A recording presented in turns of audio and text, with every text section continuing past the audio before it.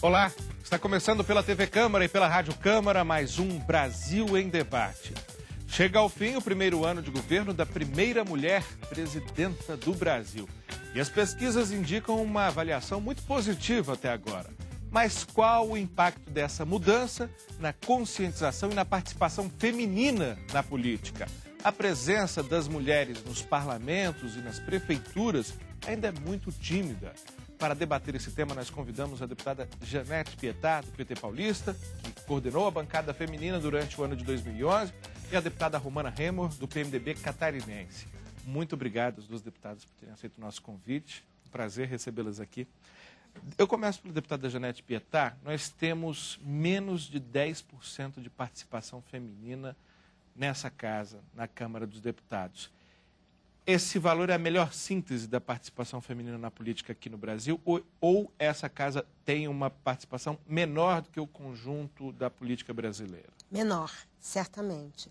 Primeiro, nós entendemos a questão democrática e democracia, a participação da maioria. Nós, mulheres, somos 52% da população. No entanto, nós somos menos do que 10%. Nós somos 8,7% de parlamentares.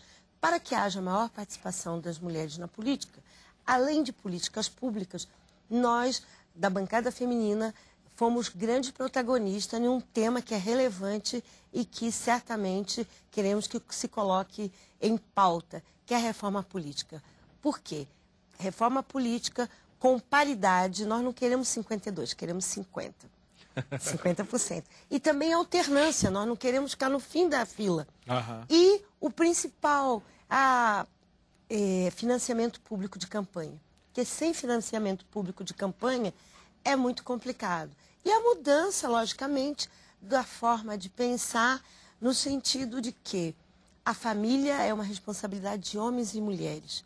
Portanto, por que muitas mulheres só participam da política depois que criam os filhos, né? E por que o homem também não pode ser protagonista na educação? E por isso é muito importante. Deputada Romana Remor, é possível uma política que pense mais a situação das mulheres, uma política que seja mais feminina, sem participação das mulheres nessa política, ou seja, tocada apenas pelos homens?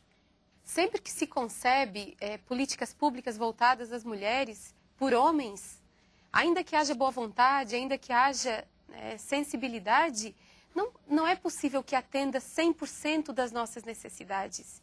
Então, nós precisamos conhecer para gostar, para poder atender, mas há sentimentos e há necessidade das mulheres que são inerentes à nossa natureza.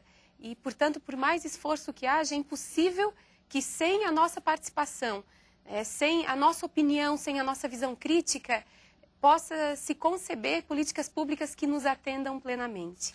Deputada Janete Pietá, a senhora falou da paridade, né, de termos um mecanismo na reforma política que possa representar melhor isso que está na sociedade aqui dentro do parlamento. Agora, essa seria uma ação afirmativa, uma ação transitória, justamente para trazer as mulheres, ou a senhora acredita que seja uma ação mesmo para consolidar para o longo prazo? Em todos os países onde há paridade ilícita, tem maior participação das mulheres. Então, acho que é uma política permanente. E dizer que nós não queremos nada mais do que o que somos na sociedade. Exatamente para podermos, como a Romana colocou com muita tranquilidade, a questão desse olhar. A mulher, ela tem uma visão intersetorial, abrangente, ela não fica só naquele aspecto. O homem, muitas vezes, ele toca um aspecto e também a questão das próprias prioridades.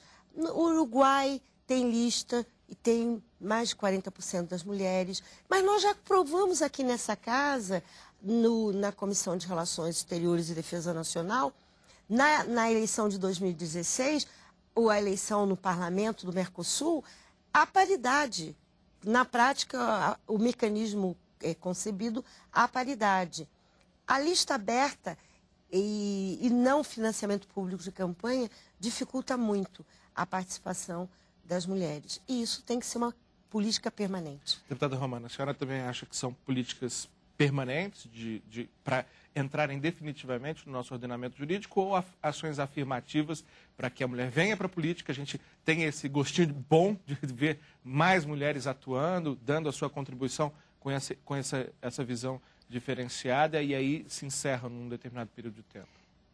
Talvez nós precisemos, né, dessa proporcionalidade na lista por um período, né, e não de forma permanente, até que as pessoas e as próprias mulheres consigam com naturalidade enxergar nelas próprias deputadas, prefeitas, vereadoras, uma presidenta, e o fato de termos uma hoje certamente ajuda, porque a dificuldade de as próprias mulheres votarem, muitas vezes nas mulheres, é porque na sociedade na qual nós vivemos, essa participação ainda é tão tímida que elas têm dificuldade de se enxergar tomando decisões, fazendo políticas públicas. Então, talvez a lista por um tempo provisório, né, determinado. Agora, o financiamento público, eu acho que permanente, porque daí ele não ajuda só as mulheres, ele ajuda qualquer minoria, qualquer segmento que tenha dificuldade de se fazer representado porque não tem expertise em fazer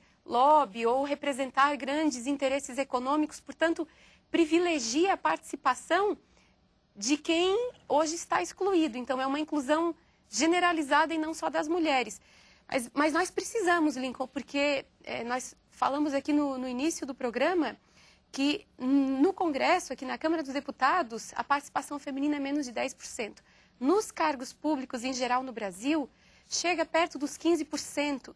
Essa participação, esse percentual é menor do que nas Ilhas Caimã, do que em Porto Rico, do que na Venezuela, que são os países com a pior participação feminina, as piores modalidades, digamos assim, de exclusão e, de certa forma, obviamente, de preconceito. Então, é um indicador muito ruim. Até países em que culturalmente a mulher tem uma posição menos privilegiada, que no Brasil a participação política costuma ser melhor, não é, deputada Janete Pocão? Inclusive na África, nós temos, em alguns países, a participação quase de 60% de mulheres.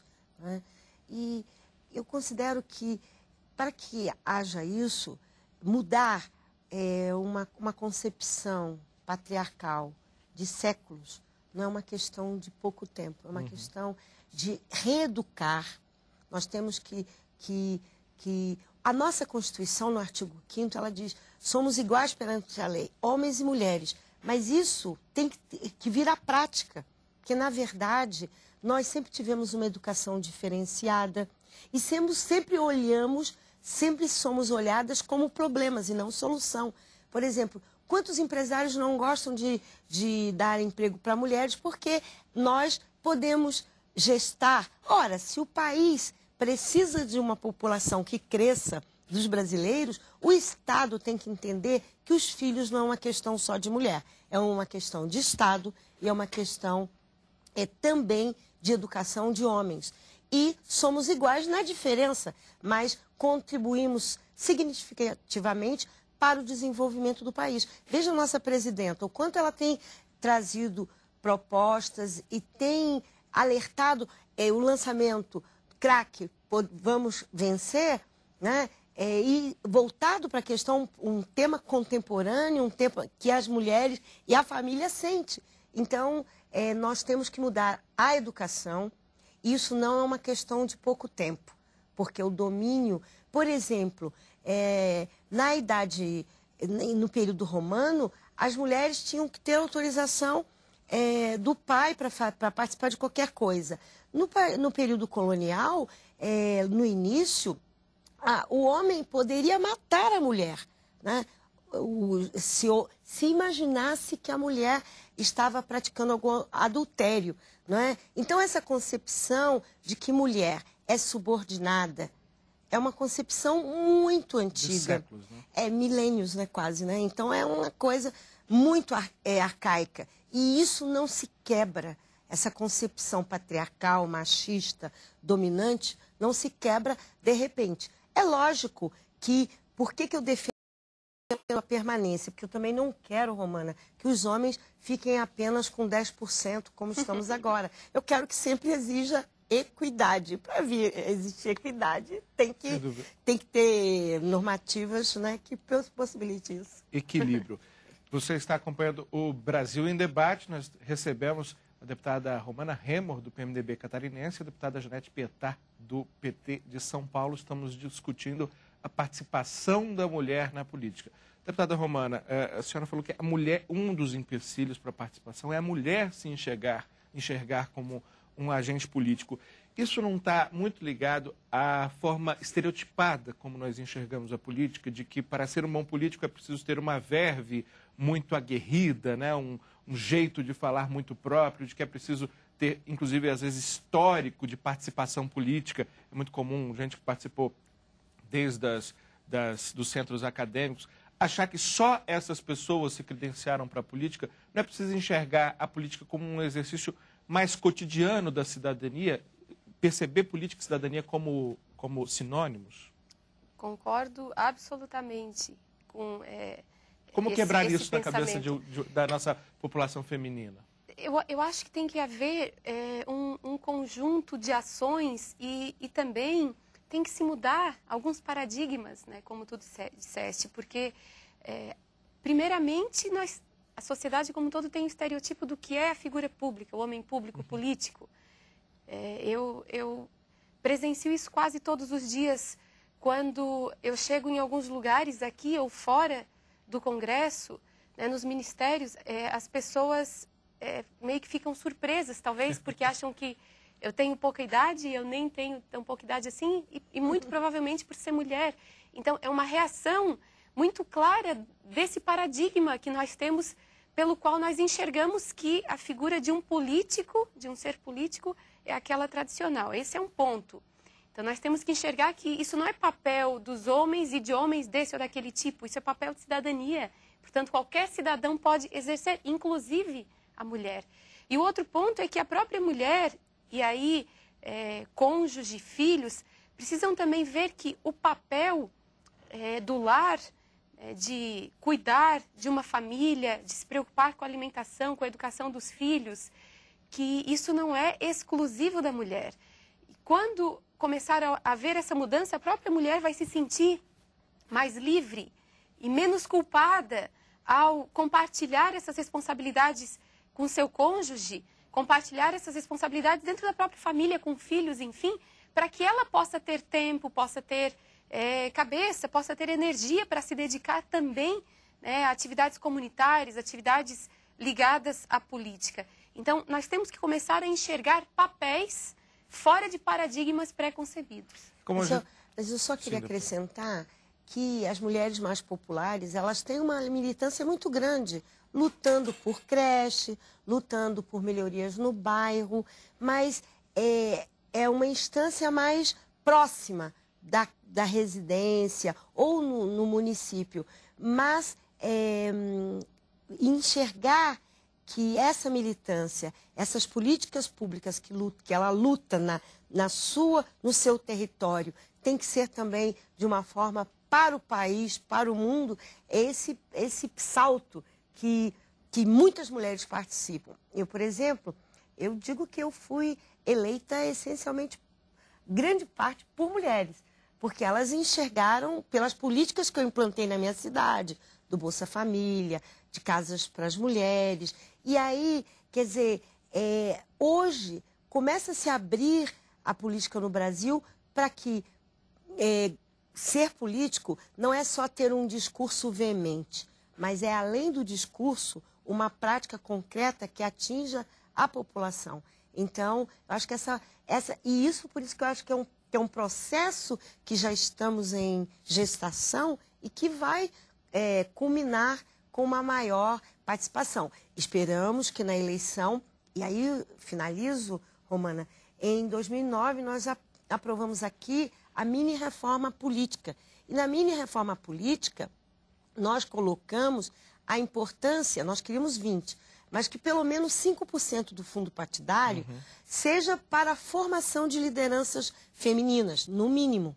E também a presença de 10% no mínimo de mulheres nos programas. E por isso, você que está nos assistindo, participe do seu partido.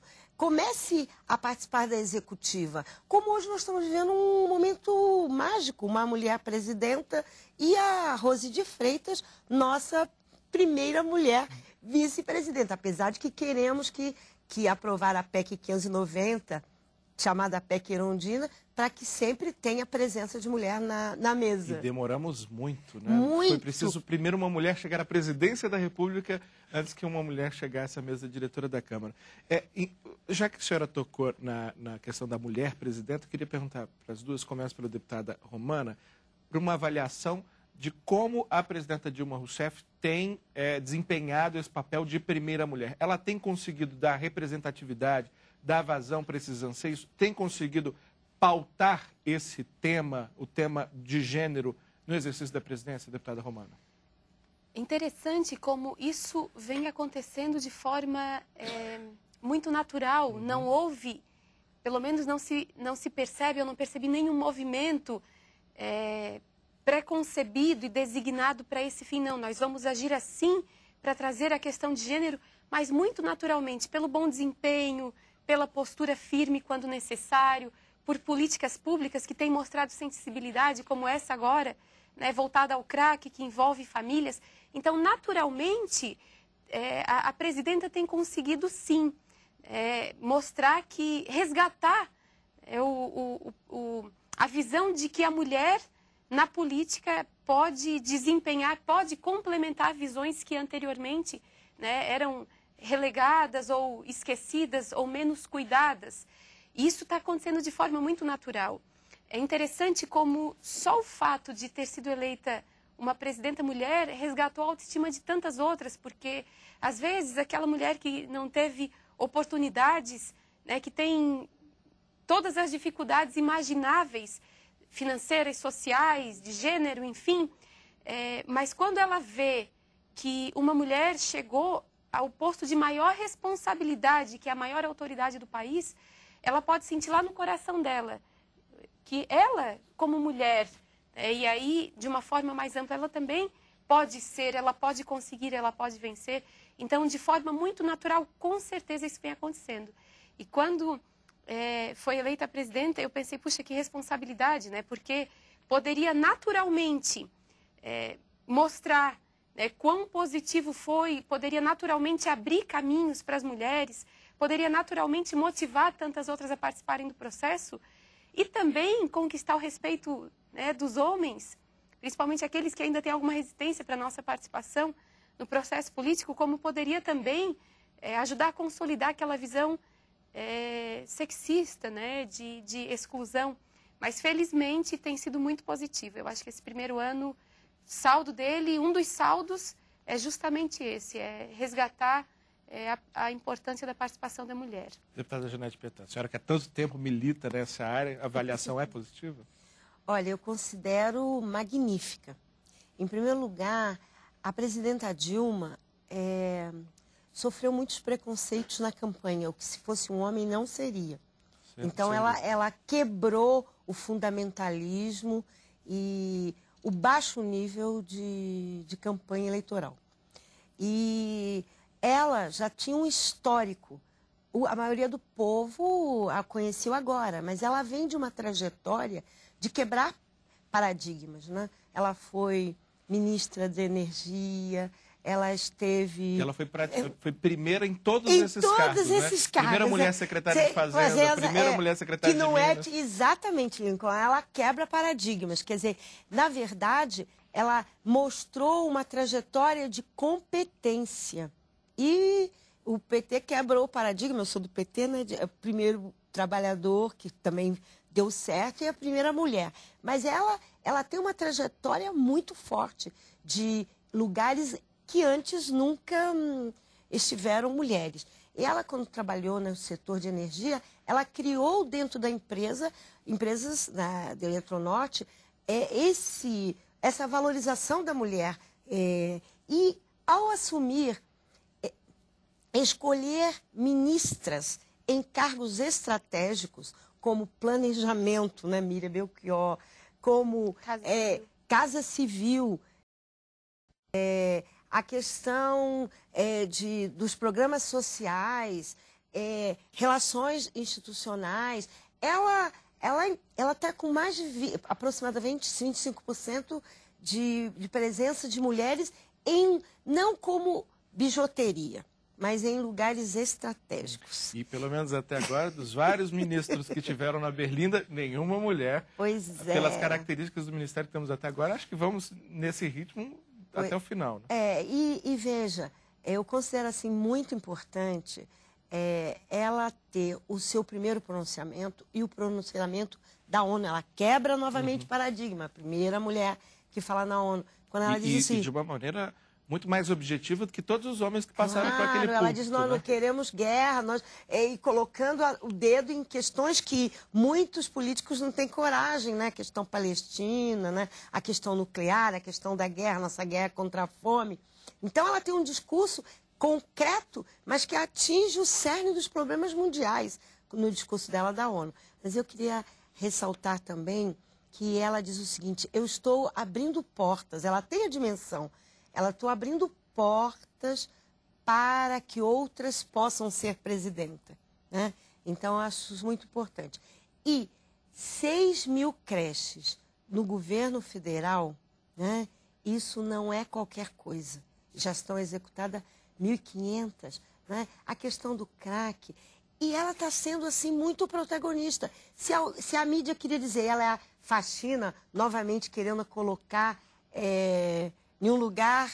Carimbar como a faxina como algo feminino. Como algo feminino. Ela diz, não, a corrupção é uma coisa permanente. E a firmeza. Né? Ela é uma pessoa muito firme. Então, ela está de parabéns e nós sabemos que não é fácil. E ela tem demonstrado que ela é uma estadista. Bom. E ser estadista não é qualquer coisa. Infelizmente, o nosso tempo acabou. Eu gostaria ainda de avançar mais, porque há histórias muito boas. Inclusive, a forma muito improvisada como essa casa recebeu as primeiras mulheres deputadas. Sem banheiro, sem banheiro, sem licença maternidade para as deputadas. Mas, infelizmente, a Rose de Freitas é que conta Sim. essas histórias. Né? Eu queria muito agradecer mais uma vez, dizer da minha torcida de vários homens para uma participação cada vez maior, mais intensa das mulheres nessa casa, na política de um modo geral. Muito obrigado, deputada Janete Pietá. Muito obrigado, deputada Romana Remo. Acertei? Acertou, perfeito. E muito obrigado a você que nos acompanhou através da TV Câmara e da Rádio Câmara. Um excelente dia. Nós nos encontramos numa próxima edição. Até lá.